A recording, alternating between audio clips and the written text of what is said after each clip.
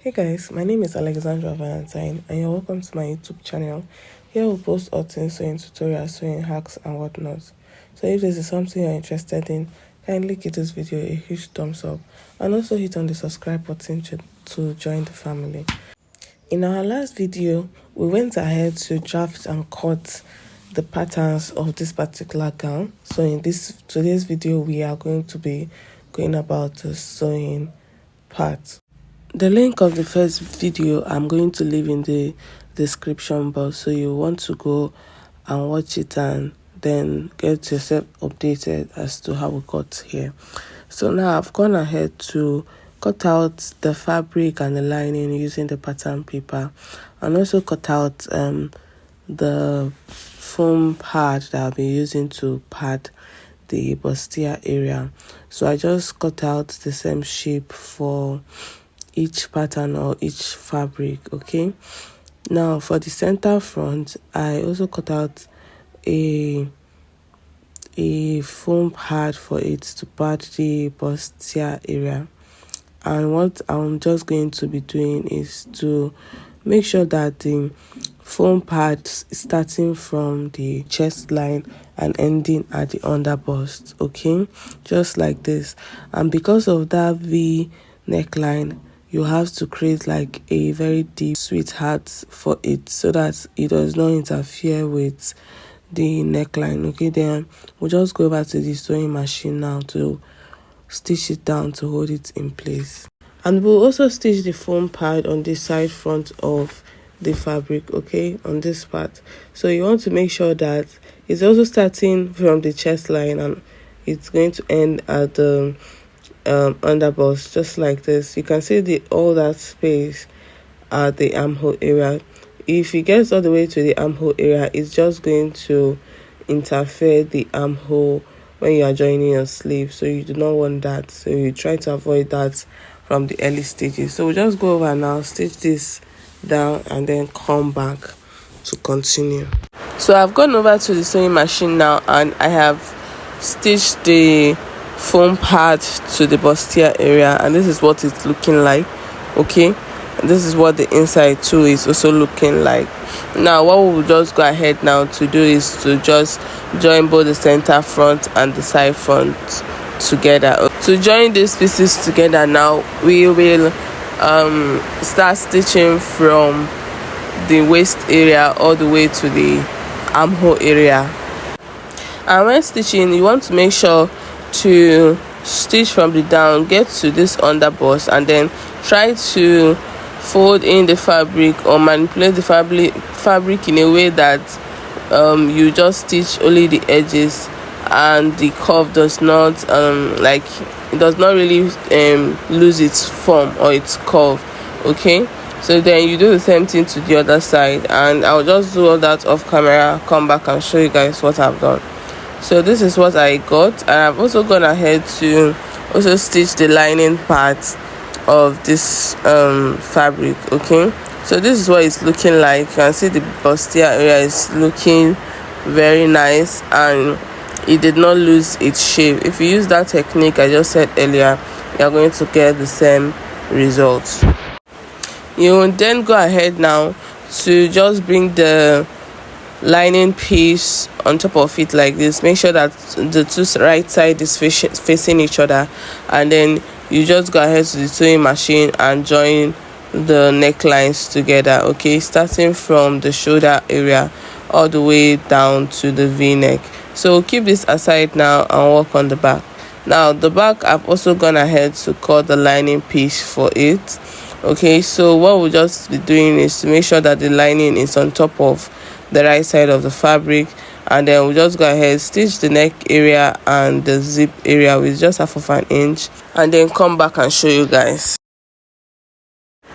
So for the front part, I decided last minute to sew in a Regina boning on the lining piece around the v-neck area. When you're sewing this, you want to give half of an inch so that this will just have like a bit of structure, so it does not, because the neckline is very deep, so I want it to be standing. Okay, then you just flip this over to the right side, give it a good press, and your front up piece is ready. For the back piece now, I've gone ahead to stitch the neck and the zip area with just half of an inch. Then I'm going to flip this over to the right side and stitch in our dart. Now to stitch in our dart, we'll have to fold our fabric on 6 inches fold, okay, 6 inches away from the zip allowance. Okay, so you just have to measure 6 inches from here to here and then fold it at that point. Okay, make sure that the folding is straight. To get where the dart is starting from, we'll just place our tape at the shoulder area, mark our bust point, okay, and then on the down area we are going to be marking half of an inch. Okay, then we'll just connect it into that bust point line, and that's just basically it. We'll also repeat the same thing for the other side, of which I've gone ahead to just sew it down. So this is what it's looking like. I'm very sure if you've been watching all my videos, you'll be familiar with sewing in that. Okay, so that's just basically it for the back pieces, and our back pieces are ready. We will then go ahead now to join the shoulder area together with half of an inch, and also repeat the same thing on the other side as well. And we will also stitch the sides with 2 inches allowance. Remember, when we were drafting the pattern, we used 2 inches allowance. So I've done just that. I've stitched down joined down the shoulder area and also stitched down the sides with half of an inch. Now I'm just going to flip this over to the right side, and you will see how neat it is looking. So this is the front. I will just keep this aside now and work on the skirt part. Okay, now these are the skirt pieces. I'm just going to bring the front part and its lining on focus, and then keep the back part aside. Now let's work on the front part. I'm going to be opening the main fabric open like this, and make sure the right side is facing me. Then I'm going to be placing the lining on top of it. I will then go ahead now and stitch the hem of the skirt part. Then once that is done, we'll just keep that aside because I want to work on the back part. Then we'll just go ahead and stitch all of those off camera, and I'll come back and show you guys what I have. For the back part now, remember it's 2 pieces, so we'll just work on one part of it, and then you will just replicate whatever we did on this side on the other side as well. So now I will place your lining on the right side of the fabric, okay, and then we'll just go ahead and stitch the hem and stitch the zip allowance area. So there's something called turn up. I did not do it in this video, but if you would like to have that effect done, I'm going to leave the link to a proper making of a skirt video in the description box. Now I've gone ahead to stitch the hem of the front part, and this is what it's looking like. Okay, now we'll just stitch in that for this front part. Now to do that, we are going to be taking the up front part, and then we'll just be measuring the distance between the two darts in front. Okay, so we'll just open up this front part and then measure the distance between the two front parts, because that's what we are going to be using to mark down our darts on the front skirt. So whatever it is you have there, you will be dividing it by 2. Okay, you divide it by 2, and then you are going to add half of an inch stitching allowance to it. Now once you've gotten that, you are going to be folding your front skirt into 2 like this, and then you'll be placing your tape on it, and you will mark whatever it is, the division of whatever it is you got from your top dart. You are going to be marking it and adding half of an inch to the measurement. After that, I like to notch at that part that I just marked, so that it is going to replicate on the other side. Remember that it's 2 darts that it's going to carry on this front part of the skirt. Okay, so on those notches, now on one of the notches, now we have to write on one of the notches, we are going to be folding our fabric there. Then we'll be measuring half of an inch across the waistline, just like this. Then this dart is going to be stopping at 5 inches below the waistline, so we'll just mark 5 inches below the waistline, and then just draw in a straight line to meet the 1/2 inch at the waistline. I don't know if that makes sense. If it does not, just watch the video over and over again and you will eventually get it. Now we'll also repeat that same process on this other side as well. Okay, so I'm just be explaining for the sake of clarity. Now what you just do is mark 1/2 inch on that waistline, then place your tape at the waistline coming down, because the dart is going to be stopping at 5 inches below the waistline. Mark the 5 inches, then connect into a straight line to make that 1/2 inch. Okay, you just have something like a v-shaped line. Then you go over to your sewing machine now and stitch it down. So once that is done, you will join the up and the down waist, the down fabric together, making sure that that aligns. Okay, so then we'll move over to the back part and also repeat the same thing for the back, like in terms of sewing in the dart. But in this case, instead of 4 inches across, like to fold it across, we are going to be folding it on 6 inches because of the 2 inches for zip allowance. Then we'll mark 5 inches where the dart is going to stop, mark it down, and then just connect it to make the 1/2 inch at the top area, just the same way we did for the front.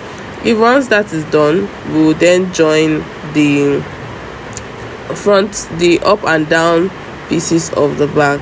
We'll just join it at the waist area, and we'll also make sure that that is also aligning. So I like to come down by one inch on the waist area, just at the zip area there, then connect it into the other end of the waist area, like more like a V shape. Okay, this is just to remove the excess fabric at the waist area at the back, so that we don't have any zip bulging at that area. Okay, so I'm just going to cut this out or stitch it on that line like this, and then cut out the excess.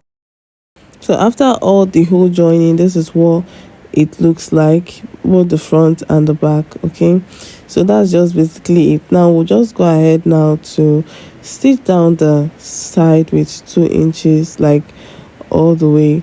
And you want to also make sure that the waistline of both the front pieces and the back pieces, they are aligning. Okay, just like this. Make sure that this is aligned like this. Okay, like the joining is aligning. Okay, I've said aligning like 1,000 times. Sorry about that. Okay, now we'll just go ahead now to stitch down 2 inches, because that's what we use for our sewing allowance. Then we'll also repeat the same thing on the other side as well. I'll also go ahead to attach my zip on the zip allowance area, and I'll just do all that, then come back and show you guys. Now I've gone ahead to stitch the side with 2 inches allowance. I've also attached my zip at the zip allowance area with 2 inches. And after you've stitched down your zip, to close up this part, you just have to join this fabric together, stitch it down, and that's just basically it. You stitch it down up until where you want your slits to start from. Then we just turn over the fabric to the right side. You can now go ahead now to give this fabric a very good press, because the only thing that is remaining is to join the sleeves to it. So let's just get into that. So this fabric is fold on a fold of 4, because I want to cut the 2 sleeves at the same time. And then for the width of the fabric, we are going to be making use of 24 inches. Now for the length of the fabric, we'll also be making use of 24 inches as well, because I want the bishop sleeves to be very, very full. So I'm just going to be freestyling with the cutout on the armhole area. Okay, so you want to make sure that you make a very exaggerated armhole area, because it's going to also carry pleats at the shoulder. I'll be also stopping somewhere around here, so that I'll be able to have this V effect. Just connect it into this part and then cut out the line that I've traced out. There is no exact measurement to this, because it's an exaggerated bishop sleeve. So just watch what I did and then just follow the same process, and you end at the same result. Okay. Now for the band of the bishop sleeve that is going to bring everything together, we are going to be making use of 5 inches or 4 inches for the width, for the length, on fold. So I'm making use of 4.5 inches for the length on fold, okay? And then I'm also making use of my round waist measurement for the width, okay? So that's what I'm making use of. Then I'm going to also add 1 inch for stitching allowance. So you want to also replicate this for the 2 sleeves. So I've gone over to the sewing machine and I've run a very loose stitch at the hem of the sleeve. Then I'm going to just gather this, like drag one of the threads so that it forms into a gather, okay? So as you are gathering, you want to make sure that it fits into the band that you've cut out, okay? If it does not, you can keep gathering or maybe increase the length a little bit, okay? But make sure that the gather fits exactly into the band you are working with, okay? And then on the 2 edges, you also give like a free space so that you'll be able to stitch that area down. So you just stitch it down, and this is what you have at the end of the day. Now once you join the band and the sleeve, the gathered area, then you just join the side like this and then attach the armhole area to this dress. To join the sleeves to the dress, you're just going to pick the center of the sleeves and then start attaching it from the joining on the shoulder all round. Like when you're attaching it, you'll be pleating until you get to the end of the armhole, okay? So by the time you are done, you are going to end up with a result like this. So if you find this video very helpful, kindly give this video a huge thumbs up and also hit on the subscribe button to join the family. You can also share this video to whoever you think is going to find it very helpful too. So until next time, bye.